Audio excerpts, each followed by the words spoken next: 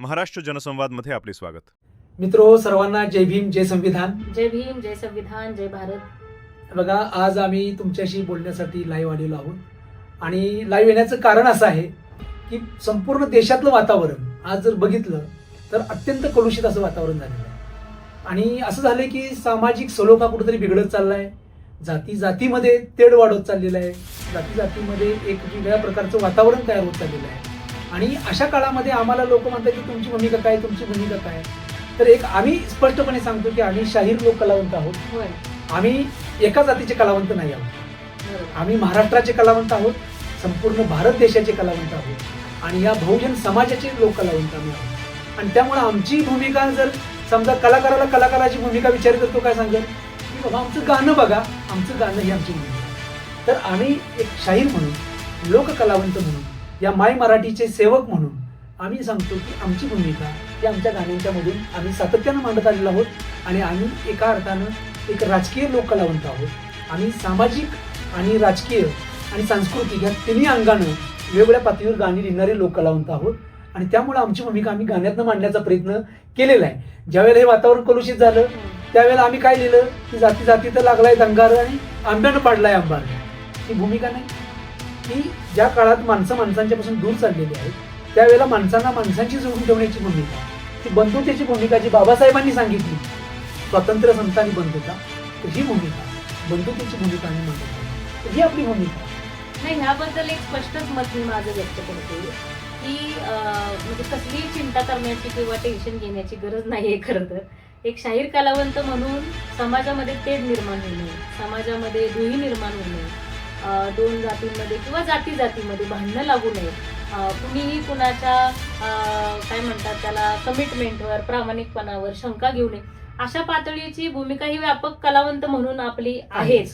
परंतु उपवर्गीकरण म्हणून जेव्हा आपण बघतो त्यावेळेला मात्र मला असं सांगायचं आहे की म्हणजे माझे जे राजकीय पालक आहेत, म्हणजे मी त्यांना राजकीय पालक समजते, ज्यांनी आमच्या संघर्षामध्ये, आमच्या जीवन संघर्षामध्ये आमची साथ दिली, खूप खंबीरपणे आमच्यासोबत उभे राहिले, ते म्हणजे आदरणीय बाळासाहेब आंबेडकर. आणि बाळासाहेब आंबेडकरांची जी समाजाविषयीची भूमिका आहे, उपवर्गीकरणाविषयीची भूमिका आहे, तीच आमची साहजिकरित्या भूमिका राहिलेली आहे. म्हणजे आम्ही मनोरंजनासाठी, पैशासाठी किंवा आता दुसरं काहीच जमत नाही म्हणून चला बाबा गाणीच म्हणूया, अशा पद्धतीचे कलाकार आम्ही नाही आहोत. आणि मला असं वाटतं की हे सांगण्याची पण खरं तर गरज नाही, पण आता वेळ आली आहे हे सांगण्याची. म्हणून हे सांगायचं की भूमिका घेऊन काम करणारे कलावंत आहोत. आणि म्हणून समाजामध्ये एकता राहावी, समाजाची एकता तुटू नये, बंधुता राहावी, ह्या पद्धतीची भूमिका आमची राहिलेली आहे. मला वाटतं ह्याच्या पलीकडची भूमिका म्हणजे कलाकार म्हणून काय असायला पाहिजे. आणि दुसरं मला वाटतं सचिन की आरक्षणच रद्द व्हावं यासाठी मोर्चे निघायला लागले.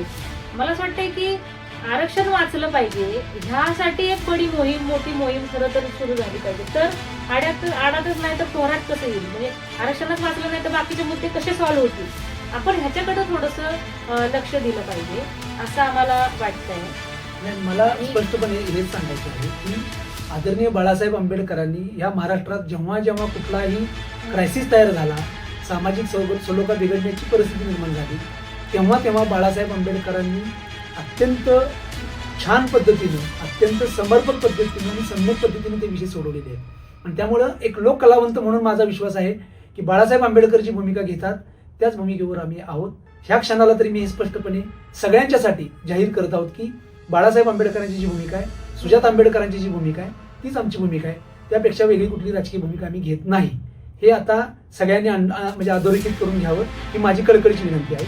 आणि जसं शीतल म्हणाली की आरक्षणच आता रद्द करा म्हणून लोकांनी मोर्चे काढले, धोक्यात आहे आणि मोर्चे लोक काढतायत, तर आपण सगळ्यांनीच आरक्षण वाचलं पाहिजे, ह्या भूमिकेत असलं पाहिजे. माझी संपूर्ण समाजाला, बहुजन समाजाला विनंती आहे की बाबासाहेब आंबेडकरांनी भारतीय राज्यघटनेमध्ये आर्टिकल 340, आर्टिकल 341 आणि आर्टिकल 342च्या माध्यमातून SC, ST, OBC या सगळ्या बहुजन समाजाला आरक्षण दिलेलं आहे. हे आरक्षण टिकलं पाहिजे म्हणून आम्ही आमचा शाहिरी डफ आणि आमचा आवाज आम्ही त्यासाठी काढणी लावत आहोत. हे स्पष्टपणे मला या ठिकाणी सांगायचं आहे. आणि बाबासाहेब आंबेडकरांचं मिशन जे आहे ते मिशन हे आम्ही आमचं मिशन समजतो. मी जातीअंतक सांस्कृतिक क्रांतीच्या आत्माने पुस्तक लिहिलेलं आहे आणि ते पुस्तक हे आंबेडकर वादावर उभं आहे. फुले आणि आंबेडकर यांच्या विचारांच्या पायावर ते पुस्तक मी लिहिण्याचा प्रयत्न केलेला आहे. आणि त्यात स्पष्टपणे आहे की ॲनिलेशन ऑफ कास्ट, जे बाबासाहेबांनी सांगितले की जाती व्यवस्था नष्ट झाली पाहिजे आणि माणूस माणूस म्हणून पुढे आला पाहिजे. आणि लोकशाहीमध्ये ही लोकशाही भक्कम होण्यासाठी जाती अंत होणं गरजेचं आहे. आम्ही जाती अंताची मांडणी करणारे शाहीर आहोत, आम्ही एका जातीचे शाहीर नाही आहोत. आणि म्हणून जे कोणी आमच्या फोटोवर फुल्या मारत असतील किंवा आम्हाला घाणेरडं लिहित असतील, त्या सगळ्यांना विनंती आहे, तुम्ही आमचे सगळे बांधव आहात, तुम्हाला आमच्याबद्दल काही प्रश्न असतील तर तुम्ही आम्हाला फोन करा, आमच्याशी बोला. पण बांधवांनो, आम्ही आजपर्यंत सांगत आलोय की या आंबेडकरी समाजाचे आमच्यावर प्रचंड उपकार आहेत. बाबासाहेब आमच्या जीवनात आले म्हणून आम्ही शिक्षण घेतलं, बाबासाहेब आमच्या जीवनात आले म्हणून आम्ही शाहीर झालो, बाबासाहेब आमच्या जीवनात आले म्हणून आमच्या जीवनात उत्थान झालं. आम्ही बाबासाहेबांच्या गुणात आहोत आणि ज्या बाबासाहेबांना घेऊन आंबेडकरी समाजानं या देशामध्ये आजपर्यंत लोकशाही जिवंत ठेवली, संविधान टिकवलं, त्या आंबेडकरी समाजाच्या सुद्धा आम्ही गुणात आहोत. नाही. आणि सचिन, काय आहे की फक्त म्हणजे आपल्या जीवनाशी पण त्याचा खूप मोठा म्हणजे कनेक्शन आहे या गोष्टीचं. मला सांगा, आज आम्ही जे उभे आहोत, आज आम्ही जे काही प्रबोधन करतोय किंवा आज आमची जी काही इमेज आहे ती फक्त बाबासाहेब आंबेडकरांच्या तत्वज्ञानामुळे आणि त्यांच्या विचारांमुळे. त्यांचा विचार आजपर्यंत आम्ही सोडलेला नाही, तो पुढेच घेऊन जाणार आहोत. बाबासाहेबच आमचे मार्गदाते आहेत आणि बाबासाहेब फक्त आमचेच नाही, या देशाला मार्ग दाखवणारा जर कोणी नेता असेल तर ते बाबासाहेब आंबेडकर आहेत. हे आम्ही मांडत आलेलो आहे, मांडत राहणार ठामपणे. आणि दुसरं असं मला सांगायचं आहे की आंबेडकरी समाजाचे प्रचंड ऋण हे आमच्या जलशावर आहेत, आमच्या स्वतःच्या आयुष्यावर आहेत.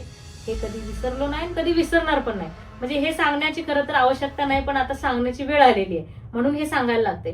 पण हे ऋण कायम राहतील. आमचा जलसा उभा राहण्यामध्ये, आमचं स्वतःचं आयुष्य उभं राहण्यामध्ये तुमचं सगळ्यांचं मोठं योगदान आहे. त्याच्यामुळे त्याच्याशी आम्ही काहीतरी प्रतारणा करतो आहे किंवा केली आहे असं जे काही सूर येतो आहे तो मला वाटतं जरा तपासला पाहिजे असं मला. आणि मला असं वाटतं की कलाकारांची चिकित्सा करताना कलाकारांची गाणी बघा ना तुम्ही, की मांगानं आता जागावं आपण जे म्हटलं, आणि त्यात शेवट आम्ही असा केलेला आहे की रान मांगाचं हे जागावं आणि भीमाच्या चरणी लागावं. नाही म्हणजे काही लोकांचं असं म्हणणं असतं, आता बोल विषय सुरू झाले म्हणून सांगते की तुम्ही ज्या जातीत आलाय त्या जातीत जाऊन बाबासाहेब सांगा. सुरुवातीपासून काय म्हणतात त्याला, बाय डिफॉल्ट आपण ज्या जातीत जन्माला येतो, खरं तर कुठल्या जातीत जन्माला यावं हे आपल्या हातात नसते, पण बाय डिफॉल्ट समजा कुठल्या जातीत आपण जन्माला येतो तर नवयांचा आमच्या उद्देशामध्येच जाती संवाद नावाचा एक उद्देश आहे आमचा, की आपण ज्या जातीत आलोय त्या जातीशी मैत्रीपूर्ण संवाद आपला असला पाहिजे. आणि ते आम्ही आमचं कर्तव्य समजतोय. आमच्या जातीशी संवाद करणं आणि जातीशी संवाद करणारी गाणी म्हणजे आमच्या जातीशी, म्हणजे ज्या जातीतनं आम्ही आलोय, हे ओबीसी, मी समजा मातंग समाजातनं आले, तर ज्या जातीतनं आलोय त्या जातीशी संवाद करण्याची गाणी आम्ही लिहिलेली आहेत.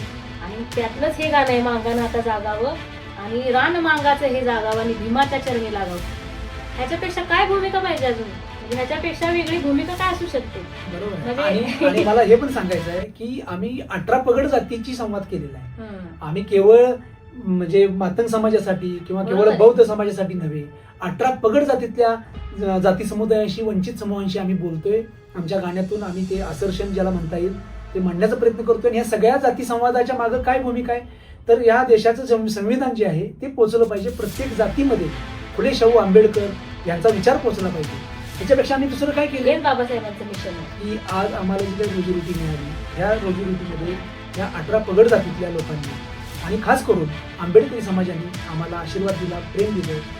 आईच्या आणि वडिलांच्या ममतेनं आम्हाला कवटाळलं. मी तर माळी जातीतून आलेलो आहे, पण माझ्या जीवनात जेव्हा संघर्ष निर्माण झाला त्यावेळेला माझ्या जातीच्या लोकांना उशिरा कळालं की सचिन माळीला सपोर्ट केला पाहिजे. पण माझ्यासाठी खंबीरपणे उभे राहणारा हा पहिला आंबेडकरी समाज होता. आणि मग इतर जातीतल्या सगळ्यांनी, मी सगळ्यांचे ऋण व्यक्त करतो. अखंड बहुजन समाजाने मला सपोर्ट केलेला आहे. तर त्यामुळे आम्ही म्हणजे एका जातीचे लोक कलावंत नाही आहोत हे म्हणून मला म्हणावंसं वाटतं की आम्ही 18 पगड जातीचे लोक कलावंत आहोत आणि आम्ही बाबासाहेब आंबेडकरांचे लोक कलावंत आहोत.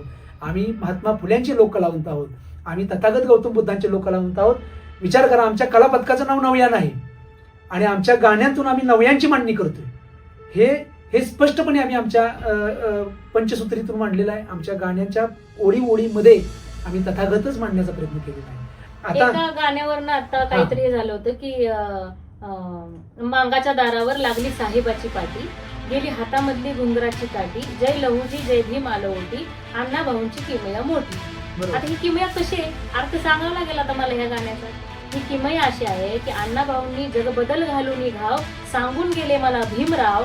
हे बाबासाहेबांना जे क्रेडिट दिले ना अण्णाभाऊंनी जग बदलण्याचं, हे क्रेडिट घेऊन, हे बाबासाहेब घेऊन आम्ही आमच्या समाजामध्ये जातोय आणि त्यांना सांगतोय की बाबा नो, तुम्ही आज जे शिकलाय, तुमच्या घरावर जी साहेबाची पाटी आज लागली, तुमच्या हातामधली जी उमराची काठी गेली, ती लहुजींनी फुल्यांना मदत केली, लहुजींनी संरक्षण फुल्यांना दिलं, शाळेपर्यंत लेकरं आणली, असा तो शिक्षणाशी संबंध लहुजींचा आहे. आणि अण्णाभाऊंनी बाबासाहेब आपल्याला सांगितले आणि म्हणून बाबासाहेबांच्या विचारांना आपण आता घडलोय, घडायला पाहिजे, बाबासाहेबांसारखं मोठं व्हायला पाहिजे, त्यांचा ज्ञानाचा विचार, त्यांचा उन्नतीचा विचार घेतला पाहिजे.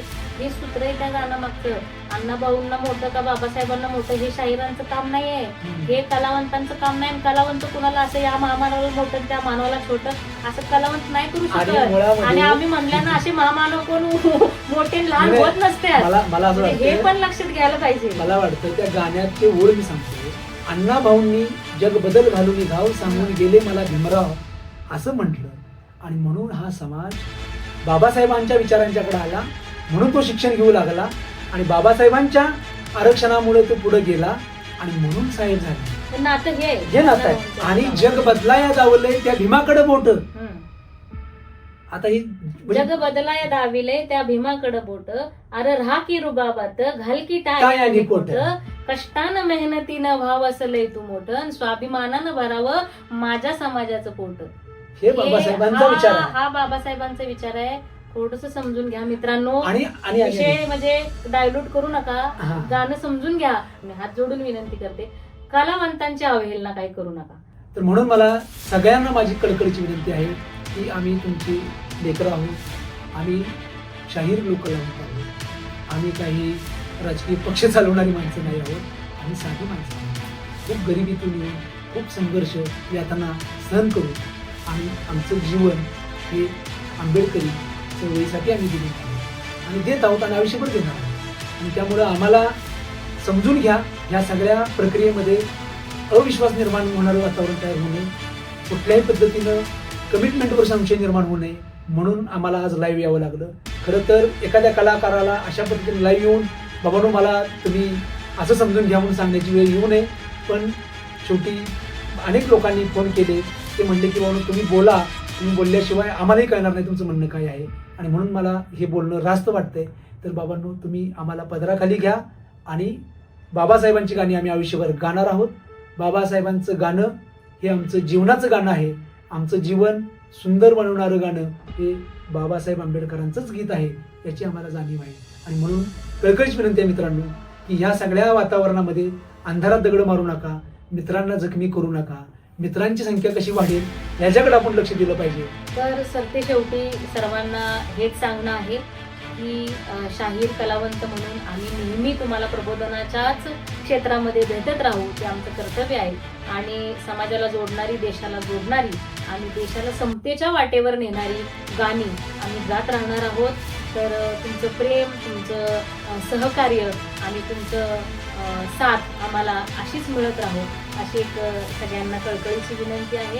आणि कलाकार खूप वर्षापासून ह्या आंबेडकरी चळवळीमध्ये योगदान देतात. कुठलाही कलाकार असो, मी कुठल्याही कलावंतांच्याबद्दल एकाच्याच बद्दल बोलणार नाही, पण थोडं कलाकारांच्या बाबतीमध्ये सहानुभूतीपूर्वक आणि करुणेनं समाजानं पाहिलं पाहिजे, एवढीच माझी विनंती आहे. कारण आम्ही कलाकारांसाठी काम करतो. सगळ्या लोक कलावंतांच्या वतीनं मी हे बोलते. जय भीम, नमो बुद्धाय. सर्वांना जय भीम. जय भीम.